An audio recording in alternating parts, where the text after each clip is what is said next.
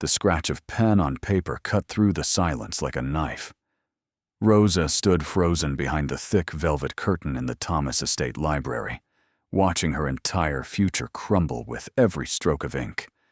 She had come early to surprise Kenneth before the royal masquerade tonight, but instead, she was the one getting surprised. Kenneth sat across from Lindsay Brown and her father at the grand oak table. Between them lay a contract with Rosa's name crossed out in angry red ink. "The merger is complete, Mr. Thomas." Lindsay's father pushed the document forward with a satisfied smile. "50 million in gold to clear all your family debts. In exchange, you marry my daughter. Someone with actual capital and proper bloodline. Someone who belongs in our world." Rosa waited for Kenneth to say no. She waited for him to remember the 3 years they had spent together. 3 years of her writing his speeches, negotiating his deals, making him look brilliant in front of people who would have laughed at him otherwise. 3 years of love, or what she thought was love. She waited for him to fight for her. Kenneth signed the paper without even a pause. His hand moved smoothly across the page, selling her away like she was nothing more than an old piece of furniture he no longer needed. Rosa felt her chest tighten, but she refused to let the tears come. She would not cry for a man who could throw her away so easily. "What about Rosa?" Kenneth asked, but his voice sounded flat and empty, like he was asking about the weather. There was no emotion, no regret, just obligation. Lindsay laughed. The sound was cold and sharp like breaking glass. "I'd give her some money. Women like her are always resilient. They bounce back. Besides, she would never have fit into our world anyway. She's a commoner. No family name, no connections, no real value. Women like her." The words hit Rosa like a slap across the face. Commoners. The people who did all the real work while nobles like Kenneth took all the credit. The people who were useful until someone richer came along. Rosa's hands clenched into fists, but she stayed silent behind the curtain. She had to get out of here before they saw her, before she completely fell apart. She turned to leave and walked straight into a solid wall of chest. Strong hands grabbed her shoulders to steady her before she could fall. Rosa looked up into the face of a man she had never seen before at any court function. He was tall and broad-shouldered, with dark hair streaked with silver. He wore a simple military uniform, marked with faded medals, that had clearly seen real battle. His face was weathered and stern, with eyes like gray stone that seemed to look right through her and see everything she was trying to hide. "Leaving so soon, Miss Duncan?" His voice was low and controlled with something dangerous underneath it. "Who are you?" Rosa tried to pull away, but his grip remained steady and firm. "Harlon Bradford."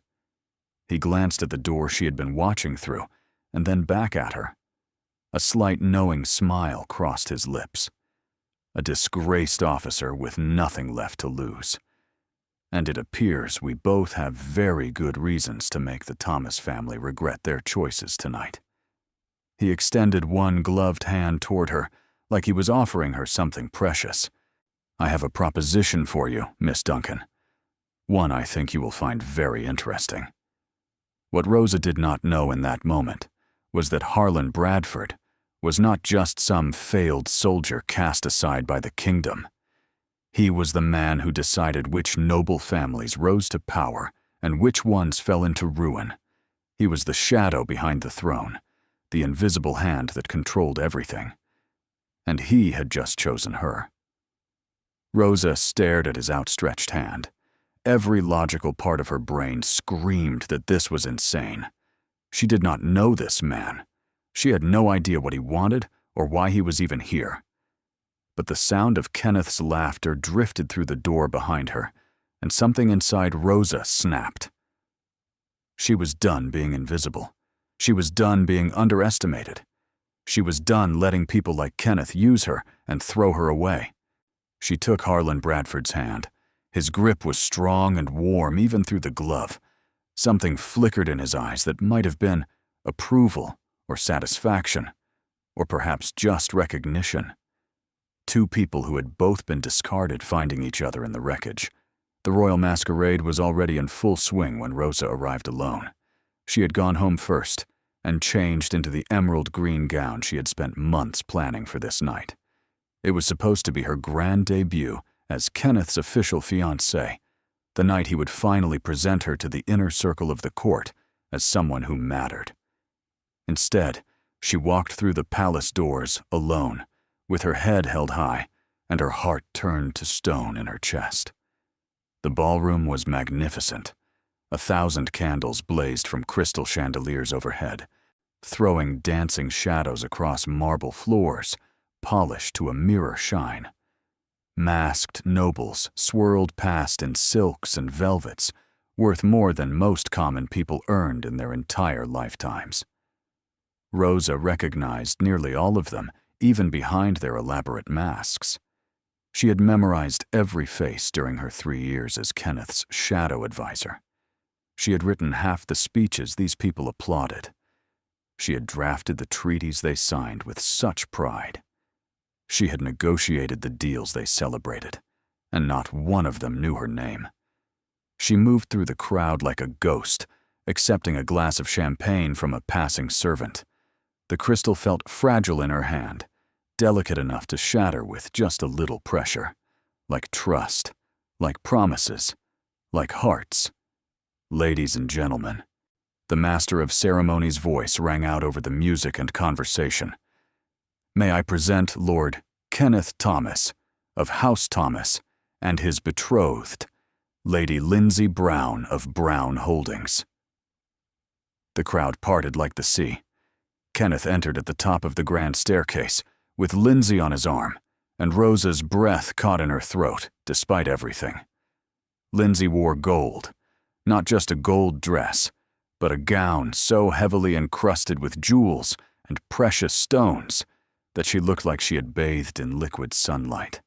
Her tiara caught the candlelight and threw rainbow prisms across the walls and floor. She was beautiful in the way that expensive things are beautiful, polished and perfect and utterly cold. Kenneth wore his family colors of deep blue with silver trim. He looked exactly as he always had. Handsome in a soft, pampered way, or like a man who had never fought for anything in his entire life because he never had to. They descended the staircase together, and the entire court burst into applause. Rosa did not move. She stood near a marble column half hidden in shadow and watched the man she had loved accept congratulations for a marriage that had completely erased her from existence. It was like she had never existed at all. Ah, Kenneth, well done. Lord Ashford clapped him on the shoulder with enthusiasm. The Brown Alliance will do absolute wonders for your family standing at court. You've made an excellent choice, my boy. Indeed. Lady Whitmore's fan fluttered rapidly as she leaned in with a conspiratorial smile. And Lady Lindsay is so accomplished. I hear she studied economics at the Royal Academy. Studied, Rosa thought bitterly. So with private tutors and unlimited family money to pay for everything. Rosa had earned her education through scholarships and sleepless nights, working 3 different jobs just to afford the books that Kenneth's family could have bought, without even blinking. Kenneth has always had such excellent judgment. Lindsay's voice carried clearly across the ballroom. She pressed closer to Kenneth in a possessive gesture that made Rosa's stomach turn.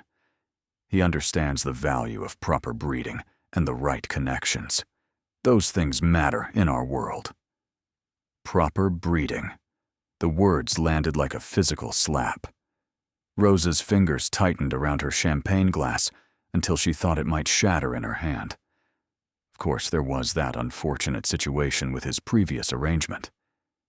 Lady Whitmore whispered, though not quietly enough. But really, what was he thinking? A commoner with no family name and no dowry? It was never going to work out properly. I heard she was quite clever, though, Lord Ashford said thoughtfully. managed all his correspondence, helped with the treaty negotiations, that sort of thing. Cleverness is not breeding, Lindsay interjected smoothly with a dismissive wave of her hand. Any competent secretary can file papers and write letters. It takes real substance and character to actually lead a noble house. Secretary. 3 years of strategic genius, 3 years of saving Kenneth from his own stupidity, reduced to filing papers. Rosa felt something dark and cold settle in her chest, where her heart used to be. The music shifted to a slow waltz, and Kenneth led Lindsay to the center of the dance floor. They moved together with practiced ease, and the court watched with approving smiles and nods. This was the kind of couple they understood, the kind that made sense in their world of bloodlines and bank accounts and carefully arranged marriages. Two people who looked perfect together on paper, even if there was nothing real underneath. Rosa knew she should leave. She should walk out of this ballroom with whatever dignity she had left and never look back. But her feet would not move. Some part of her needed to witness this moment, needed to see exactly how thoroughly and completely she had been erased from Kenneth's life, like she had never mattered at all. "Excuse me, miss." A servant appeared beside her holding a silver tray. On it lay a single white rose and a folded note sealed with dark wax. "This is from the gentleman by the East Terrace," and he bowed slightly and then disappeared back into the crowd before Rosa could ask any questions. Her hands trembled as she unfolded the note. The handwriting was strong and angular, every letter formed with deliberate precision. "They are about to make the official announcement. If you want to stop this, meet me in the Royal Gardens now. If you choose not to, I understand completely. Either way, you deserve far better than being a footnote in someone else's story. H.B." Rosa looked toward the East Terrace. Through the tall glass doors, she could see a dark figure standing in shadow, military uniform outlined against the garden lights beyond. Harlon Bradford, the disgraced officer who had appeared in her life like something from a fever dream. What did he want? What was his proposition? And why did some part of her desperately want to find out? "Attention, please."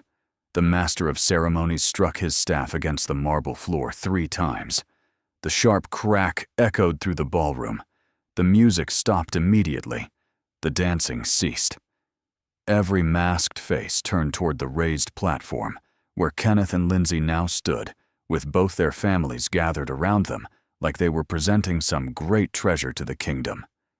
"It is my great honor," Kenneth's father, Gregory Thomas, announced in his booming voice, "to formally declare the engagement between my son, Kenneth, and Lady Lindsay Brown. The union of House Thomas and Brown Holdings will strengthen both our families and bring prosperity to all our holdings for generations to come." The court applauded politely, but champagne glasses were raised in toast all across the ballroom. Rosa felt like she was watching it all happen from very far away, like she was drowning and seeing the surface of the water getting further and further above her.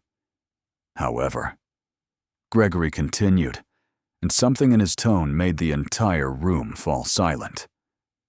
"There is one small matter of my son's previous arrangement that must be addressed publicly and properly." Rosa's heart stopped beating in her chest. Kenneth was briefly engaged to a Miss Rosa Duncan, a commoner who served as a personal assistant in our household. That engagement is hereby formally dissolved, effective immediately as of this moment. The crowd began to murmur and whisper. Several heads turned, searching the ballroom. Someone spotted Rosa standing by her column and pointed. Others followed their gaze until it felt like every eye in the room was fixed on her. Miss Duncan. Gregory's voice found her across the distance like an arrow. "Please step forward." Rosa's legs moved automatically, carrying her toward the platform, even though her mind was screaming at her to run. The crowd parted before her, and nobles stepped aside quickly, like she was carrying some contagious disease they did not want to catch. She climbed the steps slowly and stood before Gregory Thomas and his son and the woman who had bought her life for 50 million gold pieces. "Miss Duncan," Gregory said, his voice formal and public and absolutely final. "You have served House Thomas adequately in your limited capacity over these past years. However, you lack the proper lineage, the necessary connections, and frankly the substance required to elevate our family name to where it needs to be. My son's engagement to you was a youthful mistake and poor judgment on his part. We are correcting that mistake here tonight." The words echoed through the completely silent ballroom. Every noble was watching, drinking in this public humiliation like it was fine wine. "Do you have anything you wish to say?" Gregory asked, and there was a clear challenge in his eyes. He wanted her to argue, to make a scene, to prove to everyone watching that she was exactly as low class as they had always believed her to be. Rosa looked at Kenneth. His face was carefully blank behind his mask, showing nothing. 3 years. 3 years of loving him, building him up, making him look competent and brilliant to these people who would have laughed him out of court otherwise. So 3 years, and he could not even meet her eyes now. She smiled. It felt like ice forming on her lips, cold and sharp and deadly. "I have nothing to say to you," she said quietly. Then she turned to face the crowd gathered below. "To any of you, actually. You think breeding and bloodlines make you better than everyone else. You think your fancy titles give you worth and value. But I have seen your contracts and read your correspondence and fixed your mistakes. Half of you can barely write a single coherent letter without help from people like me." Shocked gasps rippled through the crowd like waves on water. Several ladies clutched their fans to their chests in horror. "Miss Duncan," Gregory warned, his face going red. "That is quite enough." "No, I am not finished."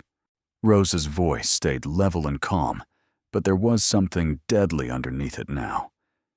"You look down on commoners, but we are the ones keeping your entire world running smoothly. We are the architects and the strategists and the real minds behind all your so-called genius deals and treaties. And Kenneth," she finally looked directly at him, "you specifically are the worst of them all, because you knew my value. You used it every single day for 3 years, and then you sold me away the exact moment someone offered you a better price." Kenneth's face flushed bright red even behind his mask. "You are being dramatic. This is just business, Rosa. Nothing personal." "No," Rosa said. "This is cowardice." She pulled off the emerald ring he had given her, not the engagement ring that she had already thrown into the river, some but the promise ring from their first anniversary together. The one he had sworn meant forever. She held it up so everyone could see it clearly in the candlelight. Then she dropped it on the marble floor. It bounced once, twice, the small metallic sound impossibly loud in the dead silence. Then she turned and walked away. The crowd parted much faster this time. Nobles practically jumped out of her path like she had suddenly become dangerous. She heard the whispers starting behind her, the scandalized murmurs and shocked exclamations. She did not care anymore. Her face stayed composed, and her back remained perfectly straight. But inside, she was screaming. She pushed through the tall glass doors onto the east terrace. The night air hit her face like cold water, sharp and clarifying and real. The royal garden stretched out before her, all perfectly manicured hedges and elegant fountain sculptures. Beautiful and artificial, just like everything else in this world. That was absolutely magnificent. Harlon Bradford stepped out from the shadows near the stone railing. Up close in the moonlight, Rosa could see him much more clearly now. He was older than she had first thought, perhaps in his mid-40s, but age had only refined his features into something striking and powerful.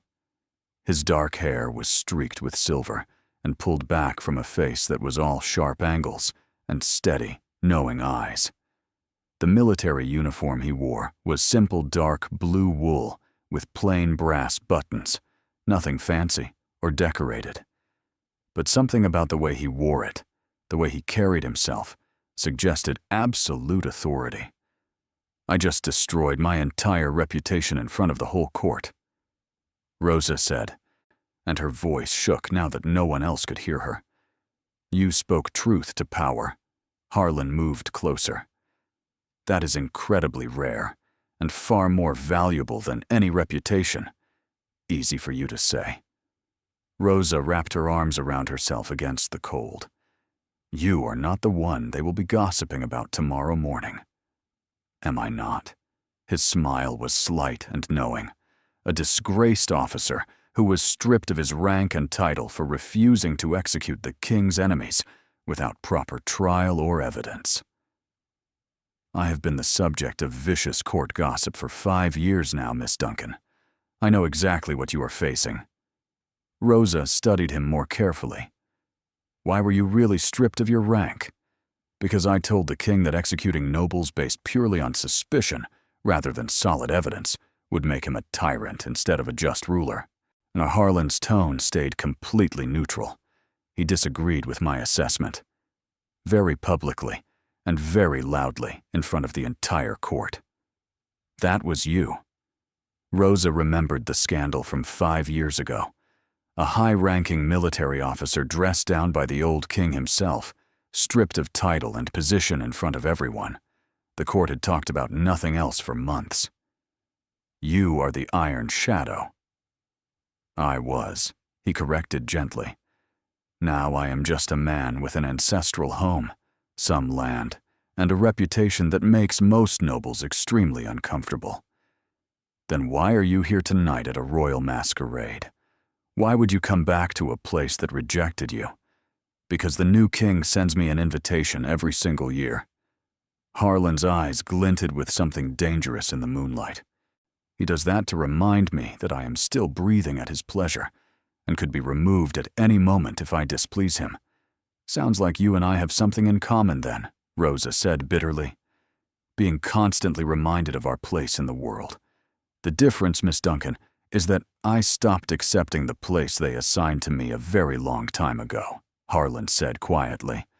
The real question is whether you will do the same. Rosa looked back through the glass doors.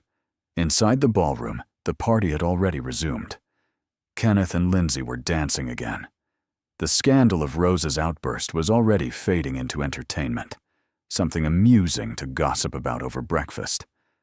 By tomorrow, it would just be a funny story about the commoner who forgot her place and thought she actually belonged among her betters.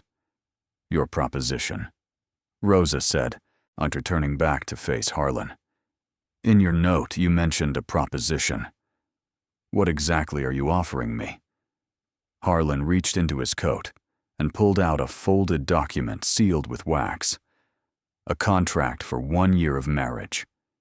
At the end of that year, you walk away with enough money to start over anywhere you choose in the world. A title that will open doors your considerable talent deserves. And the deep satisfaction of watching Kenneth Thomas realize exactly what he lost when he threw you away. Why would you possibly do this? Rosa asked, suspicion rising. You do not even know me. I know enough. Harlon's gaze was steady and unwavering. I know you are brilliant, because I have read the treatise you ghost wrote for House Thomas. I know you are brave because I just watched you face down an entire court and tell them exactly what you think of them. And I know you are exactly the kind of person who should have real power in this kingdom instead of being hidden in shadows. And what do you get out of this arrangement? There must be something you want. The king has decided I need a wife to be respectable. Harlon's jaw tightened. If I don't marry by the end of this year, he will seize my remaining lands and strip my title permanently. He believes isolation and loneliness will eventually make me reconsider my principles and fall in line. He is wrong. So you just need any woman willing to sign a piece of paper for appearances? Number, Harlon said firmly. I need someone strong enough to survive what comes next. The court will scrutinize everything you do. They will test you constantly. They will try their absolute best to break you down and prove you do not belong in their world. I need someone who will not break under that pressure. Rosa looked at the contract in his outstretched hand. This is completely insane. We just met 20 minutes ago. True. But you just stood in front of the entire royal court and told them they were wrong about you and wrong about everything. That takes either extraordinary courage or complete desperation. Harlon held out the document. So which is it, Miss Duncan? Both, Rosa admitted. She took the contract from him with trembling fingers. Part 3. Rosa unfolded the contract and read it carefully in the moonlight. 1 year of marriage. At the end, she would receive 50,000 gold crowns, the exact amount Kenneth had gained from selling her. She would keep the title of Duchess Bradford for life and have full access to Harlon's resources. This is generous, she said slowly. It is fair. Harlon held out a pen. I am not buying you, Miss Duncan. I am offering an alliance. You help me keep my lands. I help you reclaim your dignity. We both win. And if I sign this, what happens next? We go back into that ballroom, and I introduce you as my wife. Then we watch Kenneth Thomas choke on his champagne. Despite everything, Rosa laughed. You really do not like these people, do you?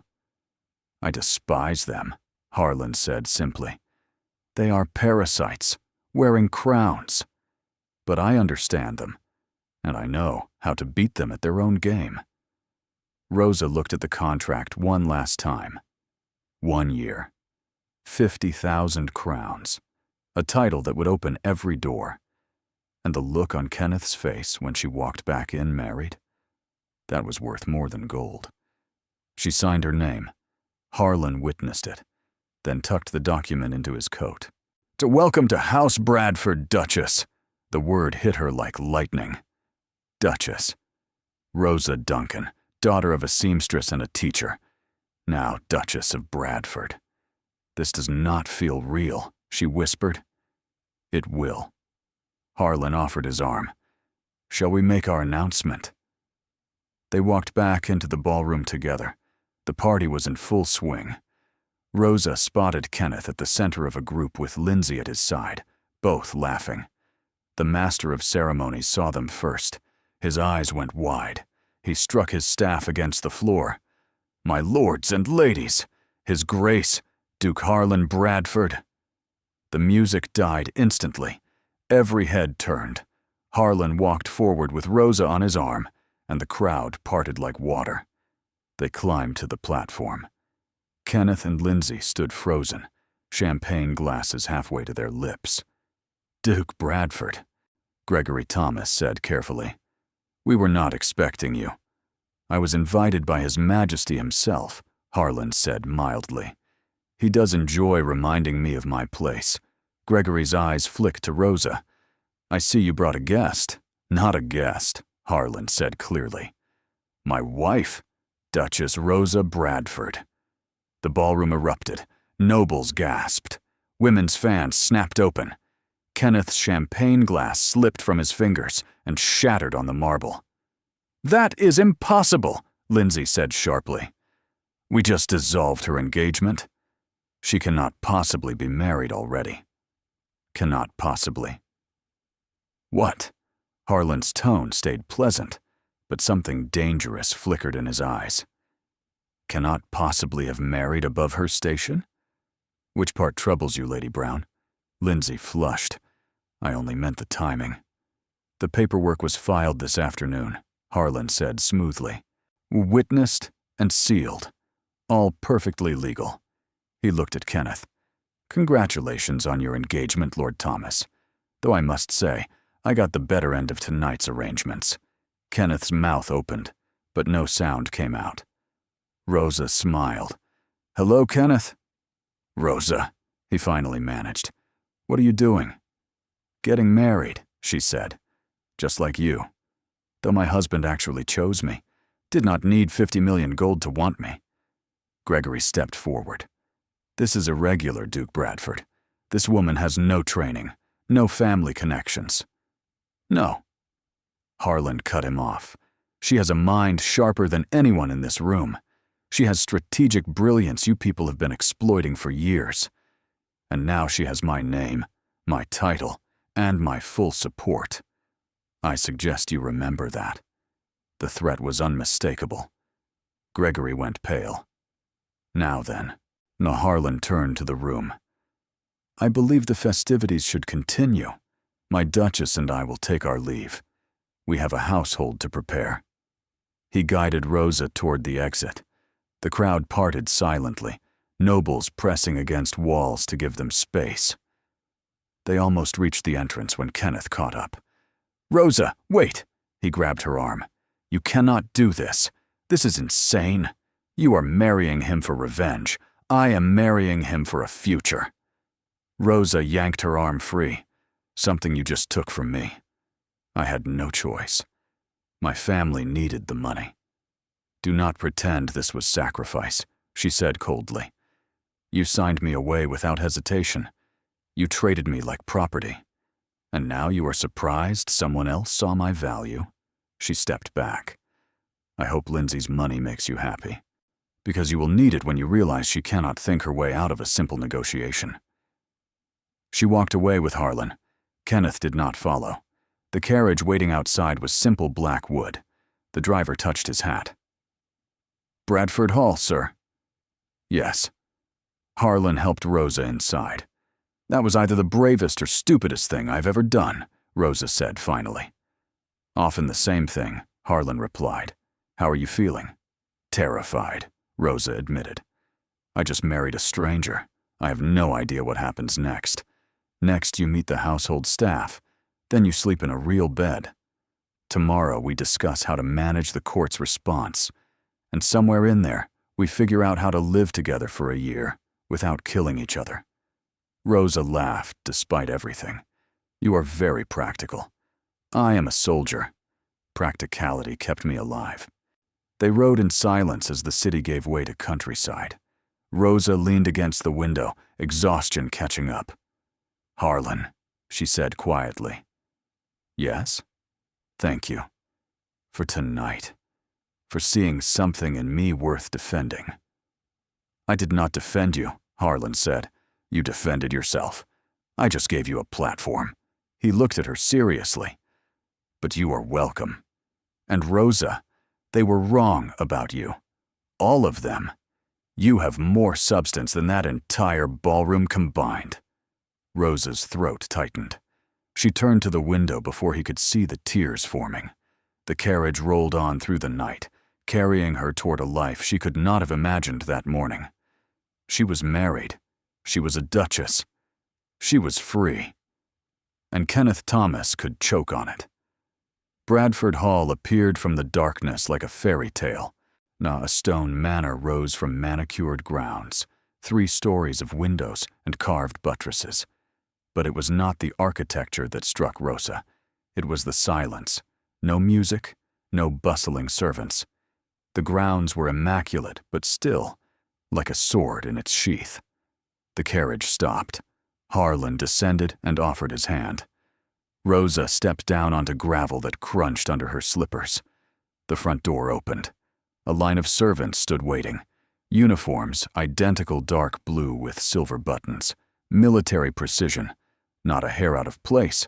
Not a smile in sight. "Staff, attention!" a woman's voice called.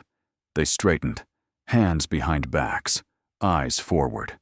An older woman stepped forward, perhaps 60. Gray hair pulled back severely. She wore a housekeeper's black dress with a silver chatelaine.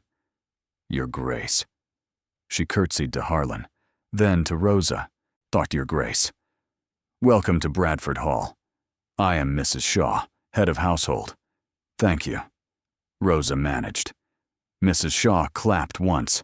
The servants filed back inside. Within seconds, only she remained. "I've prepared the Duchess's chambers," she said to Harlon. "The staff have been briefed. They understand discretion is paramount." "Thank you, Mrs. Shaw." Inside, Bradford Hall was austere. Dark wood paneling, minimal furniture, everything placed with precision. It felt less like a home, and more like a command center dressed to look civilian. "Your wing is east," Mrs. Shaw told Rosa as they climbed stairs. "His Grace occupies the west. You will have privacy. The connecting door remains locked unless you request otherwise. Separate wings, separate lives." This was a business arrangement, Rosa reminded herself. "Mrs." Shaw led her down a corridor and opened double doors. "Your chambers, Your Grace." Rosa stepped inside. The room was beautiful. A 4-poster bed draped in blue silk. Windows overlooking gardens. A writing desk with fresh paper. Bookshelves filled with books. "I was not sure of your preferences," Mrs. Shaw said, "but His Grace mentioned you enjoy reading." "It is perfect," Rosa whispered. "Your belongings will be retrieved tomorrow. For tonight, I have left nightclothes and toiletries." Mrs. Shaw moved to the door. "If you need anything, pull that cord." "Mrs. Shaw." Rosa turned. "Why is everything so quiet here?" The housekeeper paused. "His Grace prefers order. After years of military service, he finds chaos difficult. The staff respects that. We move quietly, speak softly, maintain structure." She smiled slightly. "You will get used to it." And she left, closing the door silently. Rosa sank onto the bed. The mattress was firm, but comfortable. Everything about this place felt different. Disciplined, functional, honest. She lay back and stared at the ceiling. 24 hours ago, she had been planning her future with Kenneth. Now she was married to a stranger in a silent house, wearing a title she had never dreamed of having. Tomorrow, the court would be talking. Tomorrow, Kenneth would be panicking. Tomorrow, she would have to figure out how to be a duchess. But tonight, she was simply Rosa Duncan Bradford. And that was enough. She fell asleep still wearing her emerald gown, too exhausted to change, too overwhelmed to do anything but surrender to the promise of a new beginning. Whatever came next, she would face it. Not as Kenneth's shadow, not as someone's discarded assistant, but as Duchess Rosa Bradford. And somehow, standing at the edge of this unknown future, with a stranger who had seen her worth when no one else would, Rosa felt something she had not felt in 3 long years. Hope.